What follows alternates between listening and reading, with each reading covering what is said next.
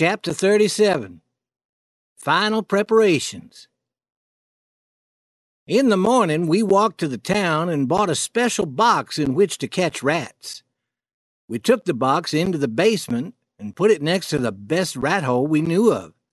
Within an hour, we had caught 15 large rats in the box. We hid the box under Aunt Sally's bed, and then we went to search for bugs. One of Aunt Sally's small kids found the box and opened it to see if the rats would come out. They did. Aunt Sally entered the room at that moment, jumped on top of her bed, and began screaming. Aunt Sally knew that we had put the rats in the box, and she punished us. It took us 2 hours to collect 15 new rats, and they weren't as nice as the first ones. We collected a splendid group of bugs and insects, and at last we looked for some harmless snakes. They were easy to find, and we soon had 24 snakes in a bag. This time we hid the snakes in our room, but when we returned after we had eaten dinner, the bag was empty. Not even one snake was to be seen in the room. We knew that they had to be in the house somewhere, and we were certain that we could catch some of them again. There was no lack of snakes around the house for many days.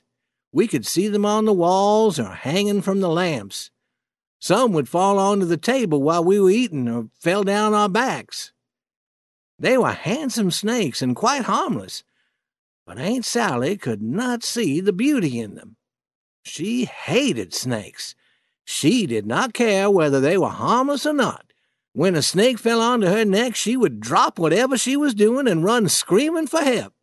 And when she found one of them in her bed, she would jump out of bed and scream so loud you would think the house was on fire. Even after all the snakes had been caught and taken out of the house and none had been seen for a week, Aunt Sally was still nervous.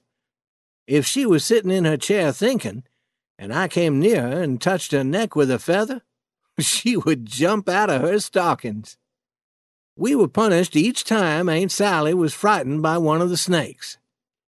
I didn't object to the punishment, but I did object to our having to catch a new group of snakes. We finally had all the snakes, rats, bugs, and other insects that we needed, and brought them to Jim's cabin. Jim complained that there was hardly any space in the cabin for him to move around. He said that if he ever got out of that cabin, he wouldn't return to being a prisoner again, even if we paid him. By the end of 3 weeks, we had everything ready for Jim's escape. Tom said that the last thing we had to do was write a letter to the Phelpses, warning them that Jim might escape. I could not believe what he had said. Why would we want to warn anyone? Let them discover that Jim is gone once we have escaped with him. We can't expect Aunt Sally and Uncle Silas to notice all the trouble that we have taken to do this correctly. Unless we warn them that someone plans to steal Jim, the escape will be too easy. All our work and trouble will be useless if no one notices. The next night, Tom wrote the following letter, and we put it on Jim's cabin door.